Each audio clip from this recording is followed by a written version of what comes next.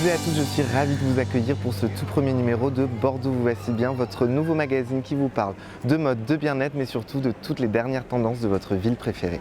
Au programme aujourd'hui, je vous parle bien évidemment tendance avec la découverte de la sélection chaussures d'été de la boutique Parenthèse, la rencontre d'Erika, influenceuse, blogueuse bordelaise, experte en chaussures.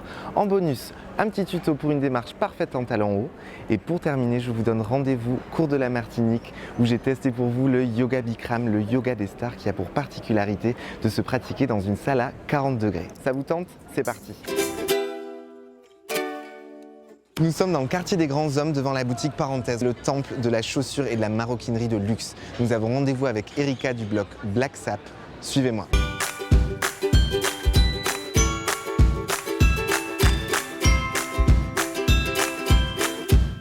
Je t'avais demandé de choisir une boutique pour cette interview, tu as choisi Parenthèse. Explique-nous. C'est pas un hasard. Bon, comme tu le sais, je suis une amoureuse des chaussures et plutôt des chaussures à talons. Et qui mieux que Parenthèse pouvait symboliser cette passion collection. Bien sûr. Donc c'est presque ma boutique préférée à Bordeaux. Quel est le premier article que tu t'es offert ici? De mémoire, je crois que c'était une paire de Valentino, les Rockstud. D'accord. Un intemporel, que j'ai toujours. Oui, c'est vrai. Tout à fait. Bon, et cette passion alors de l'escarpin, d'où il te vient? Ah mais c'est pas que l'escarpin. Oui, c'est vrai qu'il y a les mules, les escarpins, on peut peut-être englober tout ça dans le mot soulier. Tout à fait, c'est un joli mot je trouve, soulier. Il faut savoir que le soulier ou l'escarpin était à la base un accessoire masculin. Il était porté par les rois et les valets qui devaient crisper leurs pieds à l'intérieur du soulier pour le faire tenir. Ensuite, il est devenu un accessoire féminin pour les bals et les grandes occasions. Et c'est en 1947 que Christian Dior dévoile l'escarpin tel qu'on le connaît aujourd'hui sur son podium pour son grand courant, le New Look. Tu as allié cette passion pour les souliers, la mode, le luxe sur un blog.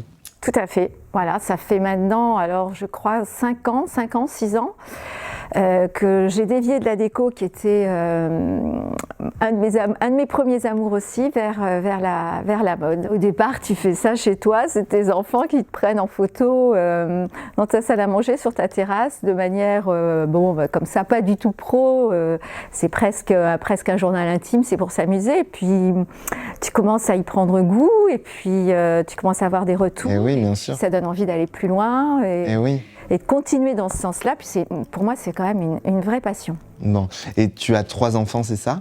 4. 4 enfants, donc ouais. 4 enfants.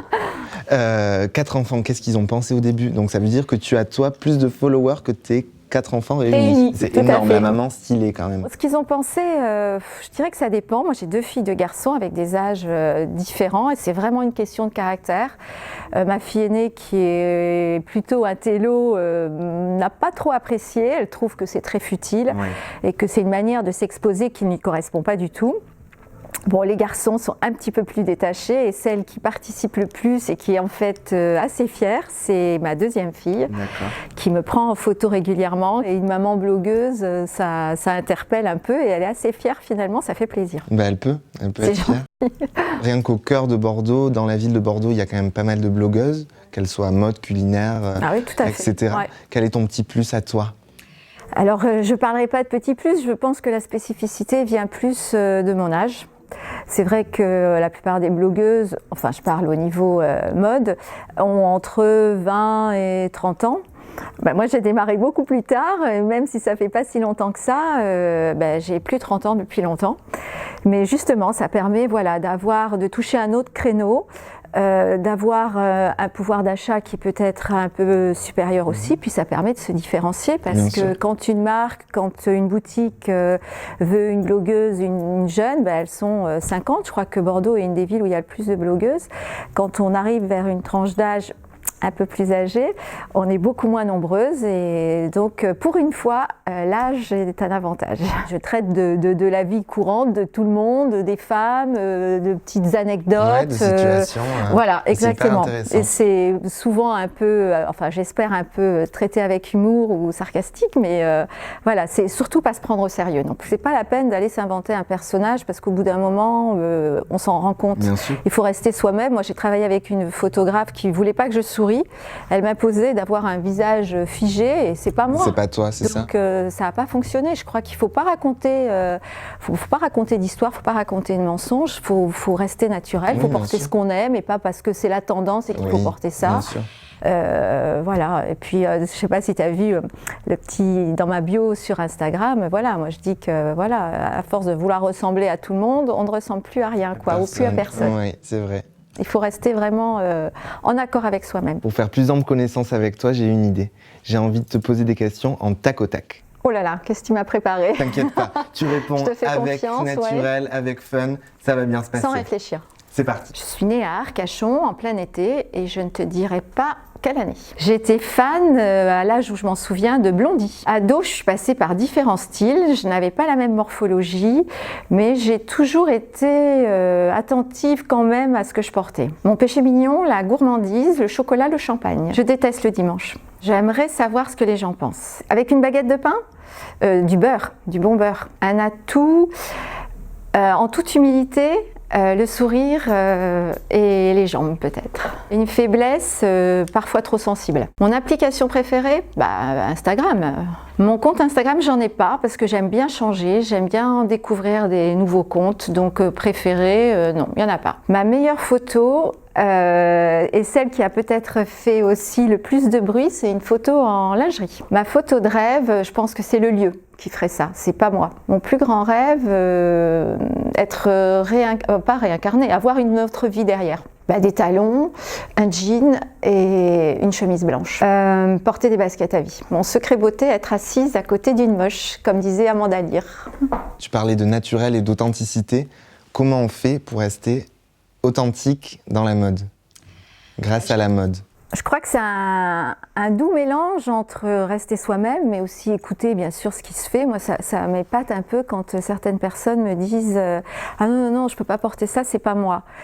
Ça veut dire que sinon on n'évolue pas et que 10 ans après on porte toujours les mêmes choses. Oui, on reste dans sa zone de confort. Et voilà, je crois que des fois il faut un peu se forcer, écouter les conseils des vendeuses, regarder des blogs de mode, poser des bonnes questions et puis tenter de temps en temps des choses un peu nouvelles, mais c'est pas la peine d'aller se déguiser. Et si on n'est pas du tout habitué à mettre des talons, c'est pas la peine de passer à 12 cm.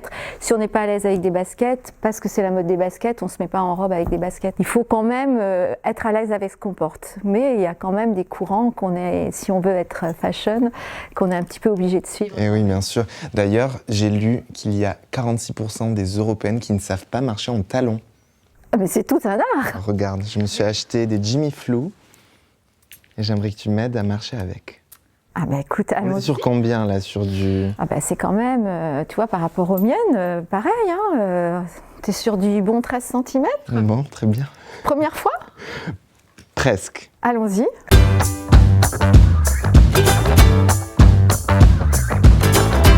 J'ai entendu dire que c'était quand même mauvais pour le corps, la posture est quand même changée.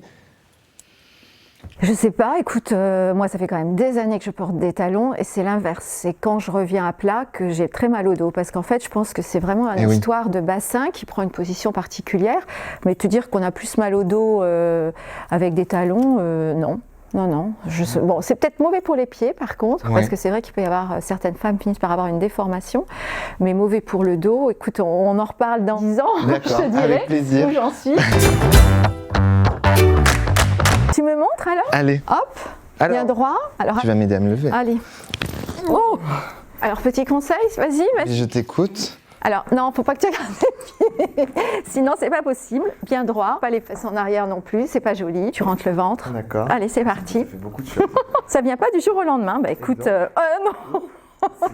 Tu as porté ça combien de temps ? Je les ai portés une soirée en boîte de nuit. Eh bien, dis donc, bravo. Bravo, parce qu'en général, on ne commence pas avec des 13 cm. Après, c'est une habitude et le pied se fait complètement à cette position où, en fait, tout le poids du corps est sur l'avant. Il y a une espèce de coussinet naturel qui se fait. C'est surtout pour pouvoir supporter son poids qui est quand même un petit peu en avant, quelle que soit la hauteur de talon. Après, ça marche à coup sûr. Puisqu'on est dans l'escarpin et le talon aiguille, est-ce qu'il y a un modèle peut-être que tu as envie ici, c'est pas possible. C'est compliqué. Peut-être deux, tu m'autorises ? Allez, on te suit. Alors c'est vrai que moi, étant amoureuse des chaussures, j'aime la chaussure un petit peu. Je te rappelle que je suis encore... Un petit peu exceptionnelle. C'est tout à fait le style que j'aime. À porter une chaussure, il faut porter une chaussure un peu différente, un peu exceptionnelle. C'est exactement ce que j'aime. Tu vois, tu as les petits pompons, les paillettes, la bonne hauteur de talon, c'est un bel équilibre, une belle cambrure, et puis le côté très féminin avec le lien autour de la cheville. Je trouve que c'est un côté assez sexy. J'aime beaucoup. On est sur un bijou là. Tout à fait. Mais à côté de ça, pas hyper compliqué à porter non plus. C'est pas bon, tu vois, ça c'est quand même déjà un peu plus travaillé. Plus habillé, plus marié, peut-être. Ça, regarde, tu vois, même avec un jean, pourquoi pas. Complètement. Et puis, je suis amoureuse des Balenciaga. Voilà, la couleur là est simplement fabuleuse. Et puis les 2 baies dorées, voilà. C'est superbe, ce beau velours. J'adore. Ça change, c'est pareil. C'est pas l'escarpin de tout le monde, c'est pas ce qu'on a déjà vu, et je suis fan. Et c'est ça qui est bien avec les créateurs, c'est qu'au contraire, on trouve... Il y a toujours un renouveau, c'est toujours très l'originalité. créatif. Et puis, chez Parenthèse, il y a toujours des modèles qui font craquer.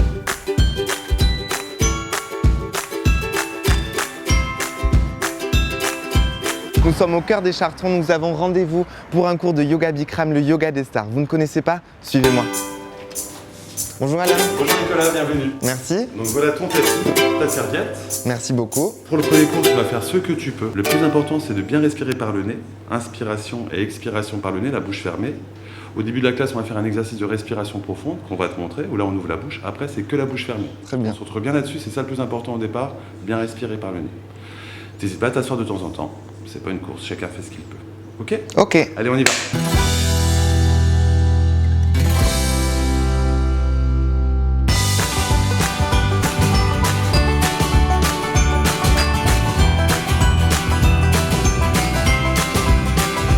Alors, le yoga Bikram, c'est une méthode de yoga hatha, donc le yoga postural. C'est une série de 26 postures, encadrées par 2 exercices de respiration. Chaque cours dure 90 minutes et la salle est chauffée à 40 degrés. Le principe, c'est que chaque posture prépare le corps pour la posture suivante, ce qui fait qu'à la fin du cours, tu as travaillé la totalité de ton organisme. Tu as renforcé ton corps, tu l'as assoupli et tu l'as nettoyé en profondeur. Pendant la séance, là, j'ai eu la tête qui tournait.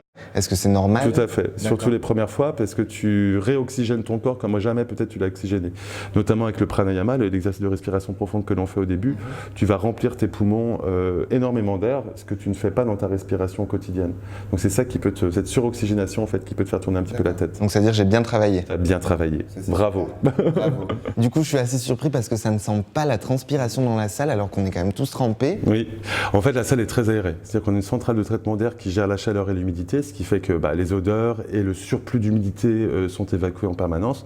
Et puis on a quand même 2h30 de ménage chaque jour dans le studio. Parle-nous des bienfaits à terme, qu'est-ce que ça peut aider certaines personnes? Il y a beaucoup de bienfaits physiques et des bienfaits mentaux. Les bénéfices physiques sont, on gagne beaucoup de souplesse assez rapidement parce que la chaleur aide à liquéfier entre guillemets le corps, ce qui fait que lorsqu'on fait les postures, on va pouvoir atteindre des espaces qu'on ne pourrait pas atteindre forcément sans cette chaleur. Le renforcement des muscles profonds, comme tu as vu certaines postures, on utilise vraiment les muscles profonds, les cuisses, les pectoraux, les épaules, les bras. Et puis avec le système du yoga et de la chaleur combinée, on va détoxifier en profondeur le corps. C'est-à-dire qu'on bloque l'afflux sanguin dans certaines parties du corps, on relâche, on bloque, on relâche, et c'est ça qui nettoie le corps en profondeur. C'est vrai que là, la séance de 10 heures, ça réveille, ça dynamise, mais tout en repos, en douceur. Tout à fait. C'est-à-dire que quand on sort de là, on se sent propre, on se sent rééquilibré. Si on a des soucis, ils paraissent toujours moins importants en sortant de la salle que lorsqu'on est rentré. Et ça permet de prendre du recul, de prendre un peu du recul aussi sur sa vie et sur soi. Donc c'est là où les bénéfices mentaux sont très importants. C'est-à-dire qu'au départ, les gens ils viennent beaucoup pour l'aspect physique du Bikram, suer, renforcer le corps, perdre du poids, s'assouplir. Ça marche. Mais ce qui fait qu'ils reviennent et qu'ils reviennent pendant plusieurs années, c'est l'aspect mental. C'est le bien-être mental que ça apporte. Ça permet vraiment de déstresser le corps et complètement l'esprit également. Et tu disais que quand on sort d'une séance, on a envie de prendre soin de soi, on n'a pas envie de manger gras. Ça va vous reconnecter, ça va reconnecter aux besoins naturels. C'est-à-dire que ce qu'on fait ici, c'est on se reconnecte avec le yoga, on se reconnecte à son corps. L'esprit se reconnecte au corps, ce qui fait qu'on sait mieux ce qui est bon et ce qui n'est pas bon pour nous. Donc en sortant d'ici, on a envie de manger des soupes, de manger des bons jus de fruits, de boire des bons jus de fruits, de manger des choses saines, pas de gras, on n'a pas envie de boire d'alcool, on a envie de se faire du bien en fait. Et ça remet en place au niveau psychique et au niveau physique un cercle vertueux. Donc il y a beaucoup de gens qui utilisent le Bikram aussi pour sortir de leurs addictions ou de leurs mauvaises habitudes. Et c'est une très bonne façon de le faire. En tout cas, merci beaucoup. Moi, ça m'a beaucoup plu. Ça m'a donné envie de revenir, de refaire des séances. C'est très intéressant. On découvre son corps aussi. Oui. Si vous voulez découvrir le yoga Bikram, ça se passe au 26 cours de la Martinique dans le quartier des Chartrons. Et c'est Alain qui vous accueillera. Merci beaucoup, Alain. Merci beaucoup. À très bientôt. Nicolas. À bientôt. Ça y est, c'est fini. Le premier numéro de Bordeaux vous voici bien est terminé. J'espère qu'il vous aura plu. Je vous donne rendez-vous très vite pour un nouveau numéro. En attendant, rendez-vous sur Bordeaux Replay ou sur nos réseaux sociaux pour ne rien manquer.